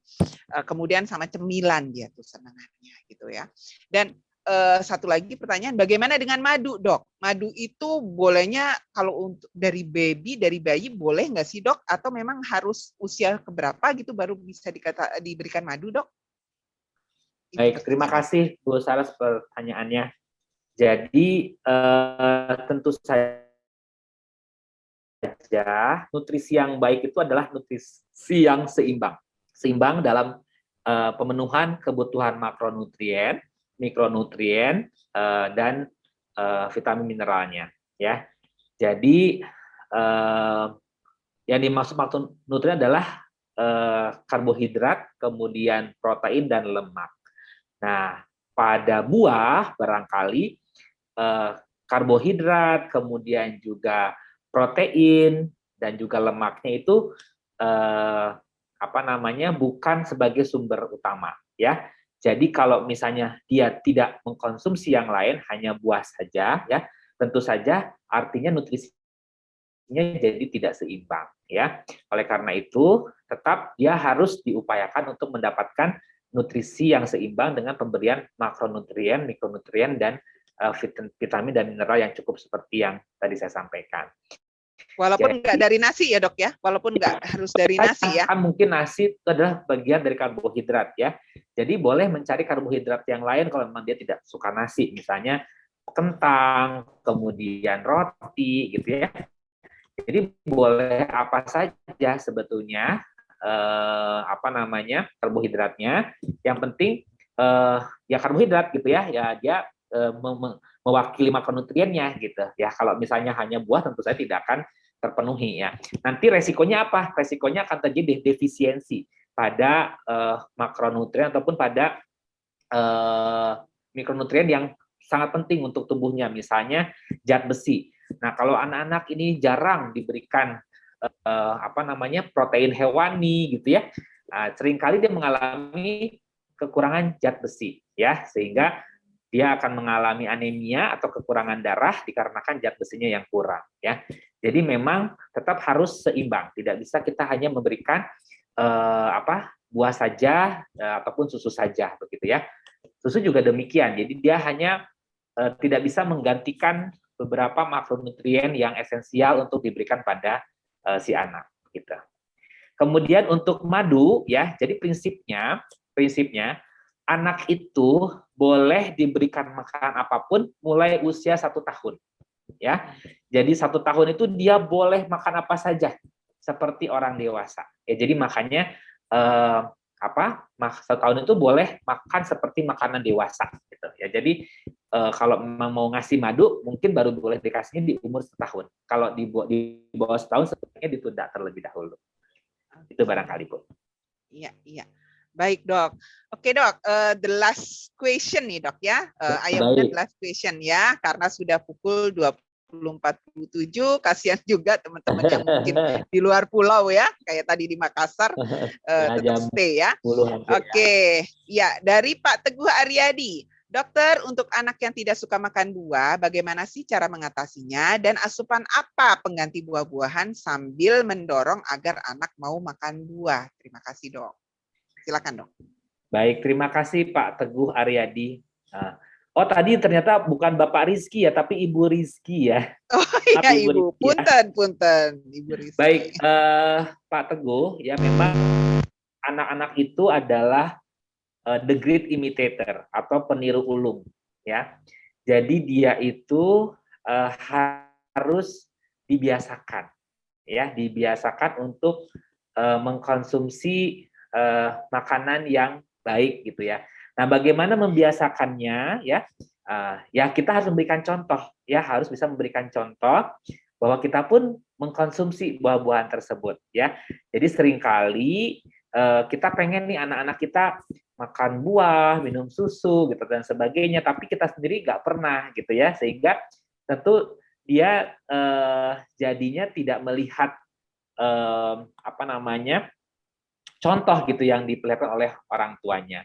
Jadi coba dibiasakan terlebih dahulu untuk mengkonsumsi buah dengan memberikan contoh dari kita dulu juga gitu ya. Jadi kalau kitanya sudah memberikan contoh tapi nggak mau juga, nah berarti mungkin kita harus cari tahu lagi yang lainnya. Apakah dia cukup sering kita kenalkan dengan buah-buahan tersebut? Gitu. Karena kalau misalnya memang dia jarang kita kenalkan gitu ya, barangkali dia menjadi tidak terbiasa begitu ya, sehingga dia enggan untuk mencobanya. Jadi kalau memungkinkan memang kita makan bersama dengan anak ya, makan bersama dengan anak, kemudian kita perlihatkan kita pun makan buah sehingga kita harapkan si anak juga makan buah yang sama dengan yang kita konsumsi gitu. Nah, jadi mungkin itu barangkali salah satu upaya kita ya. Adapun apa pengganti buah-buahan gitu ya, ada nggak sebetulnya pengganti buah-buahan kalau memang tidak, mungkin kita bisa mendapatkan vitamin ataupun mineral dari multivitamin yang dikonsumsi ya, tetapi serat yang dibutuhkan oleh si anak tidak bisa didapatkan melalui konsumsi vitamin tadi gitu ya, sehingga barangkali sebagai pengganti memang bisa saja kita berikan vitamin yang dalam bentuk tablet begitu ya, yang biasa, ataupun dalam bentuk sirup yang bisa diberikan pada anak, tetapi ada beberapa zat-zat yang lain yang mungkin tidak bisa didapatkan kalau kita hanya mengandalkan dari yang sudah diproduksi tadi gitu ya. Jadi memang tetap harus diberikan buah yang fresh gitu ya, buah yang segar yang bisa dikonsumsi oleh si anak. Itu barangkali Pak Teguh. Mudah-mudahan bisa bisa menjawab pertanyaannya ya. Oke, terima kasih Pak, luar biasa sekali sesi hari ini, Masya Allah Dok ya, semuanya komplit ya. Tapi buat ayah bunda yang masih ingin berkelanjutan berkonsultasi ke Dr. Arif Budiman, boleh silakan meluncur langsung ke Rumah Sakit IMC Alam Sutra ya. Nah, di situ maaf. Ini ada 2 pertanyaan belum dijawab, apa perlu saya jawab dulu? Yang mana nih? Yang mana nih? Ada yang ke yang menanyakan untuk anak remaja untuk menambah tinggi badan gitu ya. Kelewat ya. Boleh Dok, boleh Dok. Ya. Sebentar aja dengan senang hati. Ya, silakan. Baik. Ya, baik Bu Dahlia, tentunya kita harus pastikan dulu apakah memang tinggi badannya ini masih dalam kategori yang normal atau tidak ya. Kalau misalnya memang dia berada pada perawakan pendek ya, maka kita harus melihat tadi tes potensi genetiknya, tinggi potensi genetiknya. Apakah dia memang masih di dalam tinggi potensi genetik dari orang tuanya ini masih dalam range-nya atau tidak. Kalau memang masih ada dalam range yang mungkin termasuk ke dalam familiar short stature gitu ya. Tetapi kalau memang dia di bawah dari tinggi potensi genetiknya, berarti kita mencari tahu evaluasi apa penyebabnya. Ada beberapa penyebab yang sering terjadi, misalnya adalah gangguan gangguan atau kekurangan hormon pertumbuhan atau growth hormone, defisiensi growth hormone. Tentu saja ini harus diatasi dengan pemberian hormon-hormon pertumbuhan gitu ya. Jadi tergantung diagnosis kita apa gitu ya dari perawakan pendeknya ini ya. Jadi memang harus dievaluasi lebih lanjut saya kira ya. Kemudian untuk satu lagi tadi ada pertanyaan dari Pak Gayuh ya. Melanjutkan. Jadi usia berapa ya vaksin perlu diberikan rutin tahunan? Jadi dari usia 6 bulan sekarang kita sudah bisa berikan ya vaksin influenza ini dan diberikan setiap tahun. Ya, sebaiknya diberikan setiap tahun, diulang. Sebetulnya sampai dewasa gitu ya, juga sebaiknya diberikan vaksin influenza ini setiap tahunnya. Itu barangkali Bu Saras tambahannya. Oke. Masya Allah, nggak detail dokter sampai jawab semuanya gitu ya, memberikannya all out. Mudah-mudahan ini jadi berkah buat Dokter Arif Budiman, juga buat seluruh staf rumah sakit ya, menjadi jariah ya, dan insya Allah nih ayah bunda lebih care lagi dan dapat banyak kan ya teman-teman ayah bunda ya hari ini ya. Saya terbiasa dengan teman-teman ya. Jadi kita dapat banyak hari ini ya. Semoga si keluarga kita, terutama anak-anak kita, menjadi pribadi-pribadi yang bertumbuh dan berkembang dengan maksimal, dengan yang terbaik ya. Dok, terima kasih banyak ya atas waktunya, atas atensinya, atas ketulusannya memberikan yang terbaik buat kita semua ya. Semoga dokter tetap sehat ya, tetap happy ya dalam menjalannya, dijauhkan dari segala kondisi yang tidak diinginkan, terutama mengatasi COVID ini ya. Ayah bunda, kalau mau sama-sama mengucapkan terima kasih, boleh open mic untuk say thanks untuk Dokter Arif Budiman. Silahkan ya ayah bunda. Terima kasih dokter. Terima kasih dok. Bapak Ibu sekalian, ayah bunda sekalian, moms and dad. Iya. Terima kasih Dokter Arif Budiman dan